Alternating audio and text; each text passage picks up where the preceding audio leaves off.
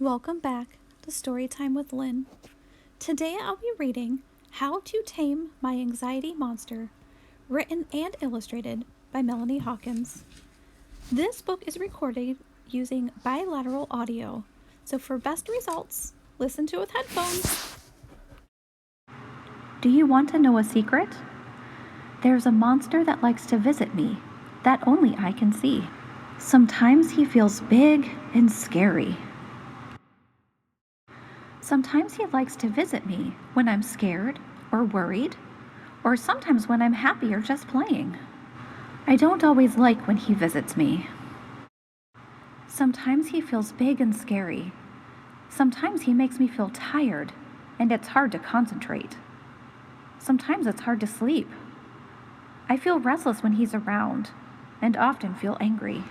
Sometimes my heart beats faster, and I might start shaking, sweating, or my tummy may hurt. I might also feel dizzy too, or like I can't breathe. I don't like this at all. I decided to talk to my parents about it. I thought they wouldn't believe me. But they did. Mom has a monster that visits her too. Her monster is just like mine. She told me some things about her monster. Our monsters are very similar. He really is a good monster to have around. He wants to be helpful, but he's big and gets excited easily. He doesn't always know how to behave, just like a new puppy. I need to learn to train him. When I talk about my monster to someone else that understands, it feels good. There are some tricks that I can teach him so that he will learn to behave. Do you want to know my monster's name? His name is Anxiety. Giving him a name makes him not quite so scary. It's like naming a new pet. Learning more about him helps me understand him and why he likes to visit me so much. I am brave and strong and can train him even when he might seem big or scary. I do feel brave. Here are some things I can do to train my monster. When I get outside to play, go on a walk, or exercise, it can give me special super boosters called endorphins. It makes him a happy monster that can be helpful to me with sports or other activities. When I do yoga, breathe deeply, and clear my mind from worries, it can help him shrink. That's kind of neat. When I do art, it calms me and can help me see that he's not so big and not quite so scary. I don't think he looks so scary now. When my monster gets a little too big and wild, having a plan helps me stay in control. He likes to be helpful, but sometimes he gets a little too big and wild. He doesn't always know how to behave.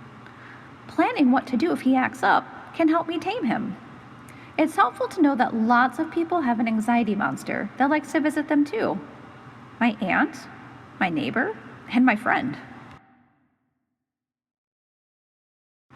When he is really bothering me, remembering my 5 senses helps to keep me in control. I can look at something that makes me happy. I can smell something nice. I can touch something that has texture. I can listen to something that makes me feel peaceful. I can taste something delicious. All of these tricks take my focus off of my monster, which can calm him down. If I need a little extra help learning how to train him, there are special doctors or counselors that can help me. My monster likes to visit me because I have a very big, kind, caring heart that feels emotions very deeply. And that is a really good thing.